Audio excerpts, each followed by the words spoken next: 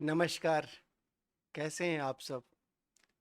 पसाकोलॉजी भौजी उपन्यास को पसंद करने वाले अपने सभी व्यूवर्स को प्यार भरा नमस्कार। दूसरे शब्दों में कहूँ तो पसाकोलॉजी भौजी के हमारे सभी देवरों को, जो हमारे भाई लगे, उन सबको हमारा प्यार भरा नमस्कार। आप देख रहे हैं लिटरेरी कैरेक्टर्स रंजन कुमार, और अभी चल रहा है मेरा उपन्यास पसाकोलॉजी भौजी एंड प्रोफेसर पुराण। उपन्यास की भूमिका मैंने पहले बताई थी। फिर पिछले एपिसोड में हमने आपको पसाकोलॉजिया के पापा से मुलाकात कैसे हुई, पसाकोलॉजिया के जन्म से पहले भी पसाकोलॉजी के पापा किस तरह मिले थे, ये आपको बताया। तो आप समझ गए हैं कि पसाकोलॉजिया के पापा कैसे हैं। और पिछले एपिसोड के अंत आते आते आप उपन्यास के और एक कैरेक्टर से वाकिफ हुए थे, रमेश बबुआ। और आपको पता चल ही गया था कि ये रमेश बबुआ कौन है। यह पराजित मिश्र का भगीना है, भांजा। तो कहानी में आगे बढ़ने से पहले, पसाकोलॉजी भौजी उपन्यास में सिलसिलेवार में आगे बढ़ूं उसके पहले, उसी क्रम में जो जो चरित्र सामने आते चले जा रहे हैं उनका चरित्र चित्रण भी साथ में करते चला जाए, ताकि आपको जब बाद में उपन्यास में इनकी आप भूमिका समझ पाएंगे तो आपको समझने में आसानी होगी कि ये कौन है और कैसे है। तो रमेश बबुआ और पराजित मिश्र के बारे में आज के इस अंक में कहानी में आगे बढ़ते हैं। ये तो आपको पता है कि रमेश बबुआ पराजित मिश्र के भगीना है, लेकिन पराजित मिश्र उनके सगे मामू नहीं हैं, सौतेले मामू हैं। यहां से आपको इस कहानी का एक नया डायमेंशन देखने को मिलेगा, जो भविष्य में आप पूरी तरह से जब कहानी में उतरेंगे तो ये उसका एक खाका यहां से तैयार हो रहा है कि जो रमेश बबुआ है ये पराजित मिश्र के सगे भांजा नहीं है। पराजित मिश्र सौतेला मामू है इस राकेश बबुआ का। रमेश बबुआ, हमने यहाँ पे नाम रमेश बबुआ रखा है ना। तो ये जो रमेश बबुआ के सौतेले मामा लगते हैं पराजित मिश्र जी, लेकिन मामा से बड़ा प्यार है। अपने मामा को भले ही रमेश बबुआ ठेंगे पर रखते हो, लेकिन सौतेले मामा से बहुत प्यार है। और यही हाल सौतेले मामा का भी है। सौतेले मामा को अपने भांजे भांजियों से प्यार नहीं है, लेकिन इस सौतेले भांजे से बहुत प्यार है। अब आप पूछेंगे कि इसका कारण क्या है। तो इसका कारण, ये जो रमेश बबुआ की मम्मी है ना, ये वहां से जुड़ता है।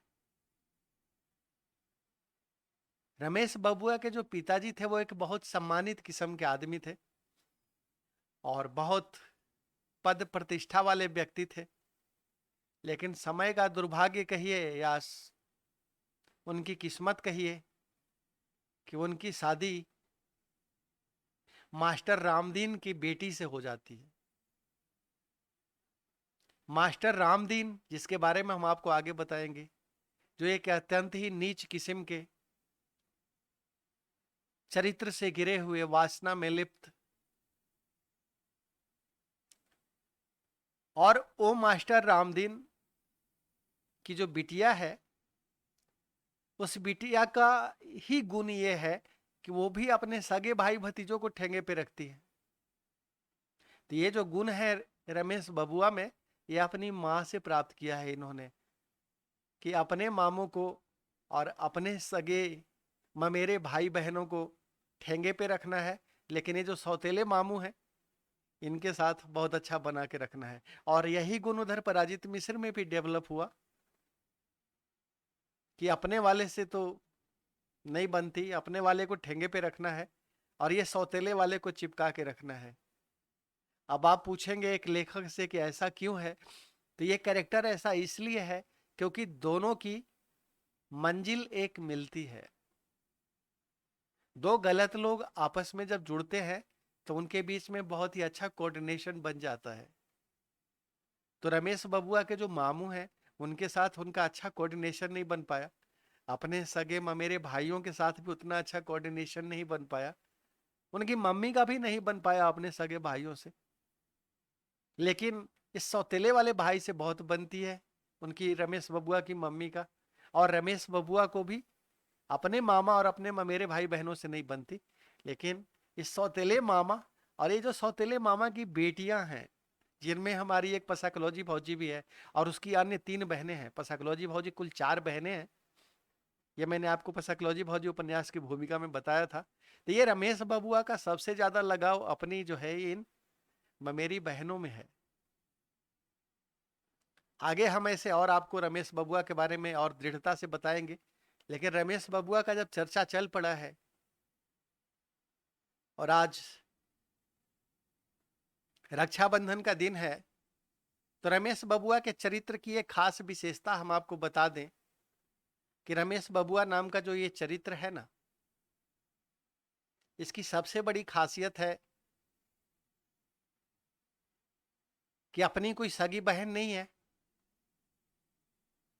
और जहां तक मैं अभी एक आपको कहानी सुना रहा हूं, अभी आपको हम कुछ क्लियर यहाँ पे नहीं करेंगे, कहानी में जैसे आगे बात आएगी वैसे बताएंगे। तो ये रमेश बबुआ रक्षाबंधन के त्योहार को इतना बढ़िया से सेलिब्रेट करते हैं कि रक्षाबंधन के बहाने किसी को भी बहन बनाते हैं। और उसके 1 सप्ताह गुजरते गुजरते रक्षाबंधन के फिर अब आज के समय में बीएफ जीएफ ज्यादा आप समझते हैं, पहले ये बीएफ जीएफ लोग समझते नहीं थे, तो हम लोग उसको प्रेमिका कहते थे। तो रमेश बबुआ उस कैटेगरी के ही बच्चे रहे हैं। और रमेश बबुआ के और 2-3 दोस्त भी थे उस समय, जो बिल्कुल एकदम एक दूसरे के खासम खास लोग थे। और ये सबकी एक चरित्र की सबसे बड़ी विशेषता थी कि ये दिन में बातें विवेकानंद की करते थे, हनुमान जी की बातें करते थे, और सारे कुकर्म रात को जितने तरह के हो सकते हैं ये सब करने में माहिर खिलाड़ी थे।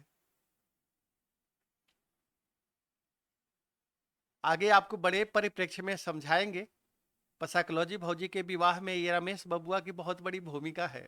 और रमेश बबुआ ने जब पसाकलॉजी भौजी के विवाह की बात आई ना, तो रमेश बबुआ को जलन भी था कि पसाकलॉजिया का ब्याह कैसे हो जाए, क्योंकि रमेश बबुआ हमारी पसाकलॉजी भौजी के लंगोटिया यार रहे हैं। तो उन्होंने उनके लिए जानबूझ करके एक बूढ़े दूल्हे का चलन, एक बूढ़े दूल्हे का चयन किया, जो रमेश बबुआ के युवावस्था के साथी रहे हैं। साथी क्या कहिए, ये भी कह सकते हैं कि रूममेट रहे हैं, और सब मिलकर के बहुत सारे कुकर्मों में रत रहे हैं।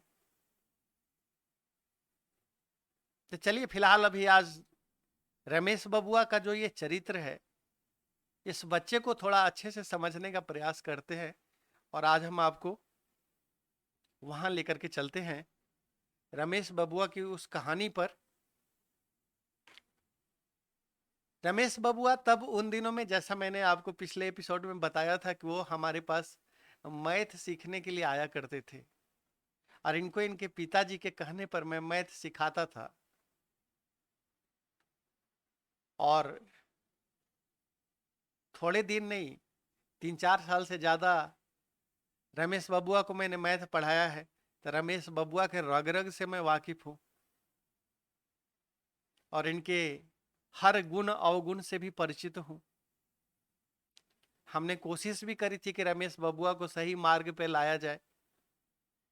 रमेश बबुआ एक बहुत ही इंटेलेक्चुअल बच्चा था। बहुत ही तेज, एकदम तेज दिमाग का, अद्भुत, अनूठा, जिसके अंदर बहुत कुछ बनने की क्षमता थी, बहुत ही प्रतिभावान। लेकिन वो प्रतिभा बर्बाद हो गई। कैसे बर्बाद हुई, आज के इस अंक में आपको हम बताते हैं। एक दिन रमेश बबुआ चले थे घर से हमारे पास पढ़ने आने के लिए। अब उसरी में बीच बाजार में दो सांडों की लड़ाई चल रही थी। आपको पता है, दो सांड मिल जाते हैं तो लड़ाई कैसी होती है, घंटों नहीं अलग होते। कोई उनको कितना भी भगाने की, छुड़ाने की कोशिश कर ले, वो जब तक एक दूसरे का, इस दोनों में से किसी एक का प्राण न ले ले दूसरा, तब तक वो छोड़ते नहीं है सामान्यतः परिस्थितियों में। और गांव वाले, मोहल्ले वाले, सड़क वाले फिर उनको भगाने के अपने पास से, अपने सामने से तरह तरह के जुगाड़ करते हैं। तो जब रमेश बाबू आ रहे थे हमारे पास पढ़ने के लिए, तो जैसे ही अपने घर से निकल के सड़क पर आए, उनको पूरा बाजार पार करके उसरी के दूसरे कोने पर पढ़ने आना पड़ता था। तो उन्होंने देखा कि एक दो सांड आपस में लड़ रहे हैं। अब जैसा कि मैंने आपको पहले ही बताया कि बच्चा बहुत ही प्रतिभाशाली है। आसपास के परिवेश में थोड़ा सा भी कुछ घटे तो उसके प्रति प्रतिक्रिया उसके मन में एकदम सहज तौर पे हो जाती है। तो रमेश बबुआ के मन में बहुत सारे सवाल कुल बुलाने लगे, और रमेश बबुआ ये भूल गए कि हम पढ़ने जाने वाले थे, और वो सांड की लड़ाई देखते रहे। और सांड की लड़ाई देखते देखते उन्होंने 3 घंटे समय गुजार दिए, लेकिन सांड की लड़ाई तो फिर भी खत्म नहीं हुई। सूर्यास्त होने को आया, 4 बजे के घर से निकले हुए और शाम को सूर्यास्त भी होने को आया, लेकिन सांडों की लड़ाई अभी भी जारी थी। दोनों एक दूसरे में सींग फंसाए हुए लड़े जा रहे थे। और रमेश बबुआ उस दिन हमसे बहुत सारे मैथ के सवाल पूछने वाले थे, तो एक दिन पहले ही बता के गए थे कि कल हम 4 बजे ही आ जाएंगे, और फिर देर शाम तक बहुत सारा हमारा मैथ समझ में आ जाएगा। तो मैथ समझते समझते रमेश बबुआ सांड की लड़ाई देखने में लग गए, रम गए। जब अंधेरा हुआ तो याद आया कि हम घर से तो किसी और काम के लिए निकले थे। सांडों की लड़ाई तो अभी भी जारी ही थी बाजार में, वो एक दूसरे से भिड़े पड़े थे। तो फिर रमेश बबुआ आए, और आते ही उन्होंने हमसे ये बताया कि भैया आज हम एक अद्भुत दृश्य देख करके आए हैं, और आपसे एक निवेदन करते हैं कि जब पापा पूछने आवेंगे, क्योंकि हम घर में बता के 4 बजे ही आपके यहाँ आने के लिए निकल पड़े थे, और हम अब आपके पास 7 बजे पहुंच रहे हैं। तो जब 9 बजे पापा हमको लिवाने आवेंगे और आपसे पूछेंगे कि आज इसने ढेर सारा मैथ पढ़ लिया कि नहीं, क्योंकि यही बता करके हम घर से निकले हैं, तो आप ये मत कहिएगा कि हमारे पास 7 बजे आया है, नहीं तो हमको बहुत मार पड़ेगी। से हमने ये समय जो है बाजार में दो सांडों की लड़ाई देखने में गुजार दी है।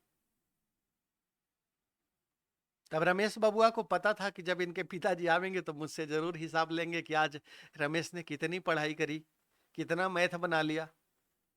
तब रमेश बबुआ की इस बात को सुन करके मैंने आगे पूछा कि ऐसी क्या थी सांड की लड़ाई में जो देखने के लिए बैठ गए वहां पे और इतना समय बर्बाद कर दिया। और तुम्हारे इस गलती के कारण मुझे भी अब चाचा जी को से ये छुपाना पड़ेगा कि आप यहाँ पे 7 बजे आए हैं। अगर उन्होंने पूछा कि आज इसने कितना पढ़ा, तो मुझे बताना पड़ेगा कि हाँ आज काफी देर 4-5 घंटे पढ़ाई हो गई, जो कि सच बात तो नहीं होगी। तब रमेश बबुआ ने हमें बताया कि भैया पढ़ाई से पहले आज हमको कुछ और जानना है। गाय गाय ऐसे नहीं लड़ती है, दो बैल ऐसे नहीं लड़ते हैं, दो बकरी ऐसे नहीं लड़ती है, लेकिन ये दो सांड एक जैसे ऐसे क्यों लड़ रहे थे। मैं समझ गया कि रमेश बबुआ के मन में ये कीड़ा कुल बुला रहा है, आज हम कुछ भी मैथ समझावेंगे तो इसको समझ में आवेगा नहीं। तो हमारे पास जितनी बुद्धि थी हम अपनी बुद्धि से उसको समझाने की कोशिश करते रहे कि दो सांड क्यों लड़ रहे थे। लेकिन रमेश बबुआ थे कि समझने का नाम ही नहीं ले रहे थे, क्योंकि बड़े ही तार्किक व्यक्तित्व बचपन से ही रमेश बबुआ रहा है। तो तर्क पे तर्क, तर्क पे तर्क। दो बकरियां क्यों नहीं लड़ती, दो गाय क्यों नहीं ऐसे लड़ते, और भी कई जानवरों के उदाहरण, वो दो आपस में क्यों नहीं लड़ते। ये दोनों सांड ही क्यों लड़ रहे हैं। दो बैल आपस में मिलकर के खेत जोत लेते हैं, एक साथ 15-16 बैल मिलकर के खाना खा लेते हैं, एक साथ 15-16 गायें मिलकर के खाना खा लेती हैं। लेकिन ये दो सांड एक दूसरे के ऊपर क्यों टूटे पड़े थे, क्योंकि बाजार वाले कह रहे थे कि अब ये तो तभी शांत होंगे, तभी अलग होंगे जब कोई इनमें से एक मर जाएगा। तो ये ऐसे उनके बीच में वैमनस्य से दो सांडों के बीच में क्यों है।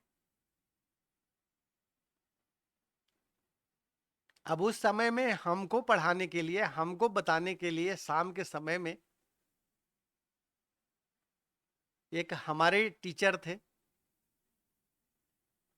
ठाकुर जी, वो आया करते थे। तो उस दिन उनके आने का प्लान था 1 घंटा, कि वो लगभग 7 बजे आएंगे और 8 बजे तक मुझे पढ़ा के चले जाएंगे। वैसे तो हमारे मास्टर साहब दिन में ही आके हमको पढ़ा जाते थे, लेकिन उस दिन वो भी कहीं ससुराल गए हुए थे, तो उनको भी समय नहीं मिला था। तो उन्होंने कहा था कि रंजन, हम तुम्हारे लिए ससुराल से जब शाम को लौट जाएंगे तो 7 बजे या 7 बजे के थोड़ा सा आगे पीछे में आ जाएंगे और 8 सवा 8 बजे तक पढ़ा के लौट जाएंगे। अब जब रमेश बबुआ से ये सब बात हो ही रही थी, तब तक हमारे मास्टर साहब भी आ गए, ठाकुर जी भी। अब जब ठाकुर जी आ गए तो अब हमने भी मैथ पढ़ने के बजाय कहा कि ये देखिए सर, हमारे जो ये शिष्य हैं, हम ठाकुर जी के शिष्य और रमेश बबुआ हमारा शिष्य। तो हमने अपने गुरु जी के सामने ये समस्या रखी कि दो सांड आपस में क्यों लड़ रहे हैं। ये हमारे रमेश बबुआ के मन में सवाल है। आप इस सवाल का जवाब क्या सर दे सकते हैं, क्योंकि ये रमेश बबुआ समझने को तैयार ही नहीं है। तो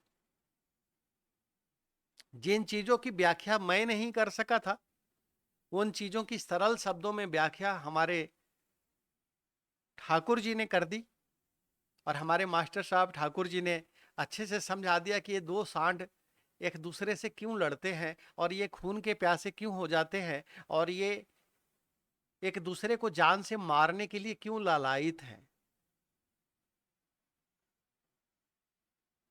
अब समस्या और खड़ी हो गई। उस दिन पढ़ाई तो हुई नहीं, यही सब बात करने के बाद फिर हमारे मास्टर साहब तो चले गए। अब रमेश बबुआ तो तब जाएंगे जब इनके पिताजी लिवाने आए। अब रमेश बबुआ के मन में भूचाल पैदा हो गया था, सवाल पे सवाल, क्योंकि हमारे मास्टर साहब ने तो ये समझा दिया कि आसपास के जितने भी गायें होती हैं, उस शहर में जो सांड होता है वो अपने आप को सबका पति समझता है, वो अपने सबका मालिक समझता है, समझता है कि ये सब जितनी गायें हैं वो सब मेरी पत्नियां हैं। तो इसलिए जब वो अपने इलाके में दूसरे सांड को देख लेता है तो वो उसको अपना दुश्मन मान बैठता है। उर्दू में इसको रकीब कहते हैं। हिंदी में ऐसा कोई शब्द ही नहीं बनाया गया उसके लिए।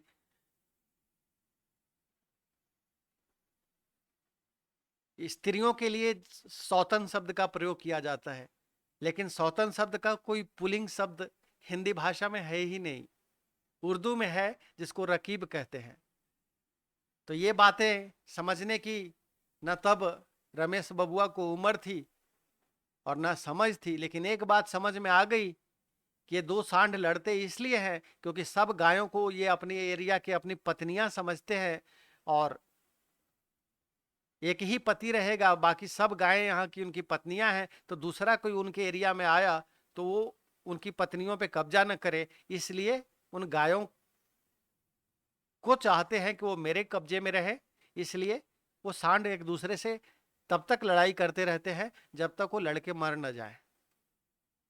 अब रमेश बबुआ ने दूसरा प्रश्न उठा दिया बोला ये सांड और बैल में क्या फर्क होता है? क्योंकि गाय होती है, बैल होती है, सांड होती है, ये तीन अलग अलग प्रजाति क्यों हो गए? ये दो सांड आपस में क्यों लड़ पड़ते हैं? और सांड और गाय तो ठीक है, ये बीच में जो ये बैल आ गया है, बैल तो पुल्लिंग है, गाय स्त्रीलिंग है, और सांड भी पुल्लिंग है। तो ये सांड सांड क्यों लड़ते हैं, बैल बैल क्यों नहीं लड़ते? इस तरह से तो बैल बैल को भी लड़ना चाहिए। तो हमारे मास्टर साहब तो ये कहते हुए हंसते हुए चले गए थे, क्योंकि बैल जो है आपस में नहीं लड़ते, क्योंकि वास्तव में देखा जाए तो बैल जो है, बैलों के लिए ये सब महत्व नहीं रखता। लेकिन ये बात रमेश बबुआ कैसे समझे? अब वो हमसे जीरा पर जीरा करने लगे, बोले भैया आप जितना जानते हैं वो बताइए। मास्टर साहब तो बताए नहीं।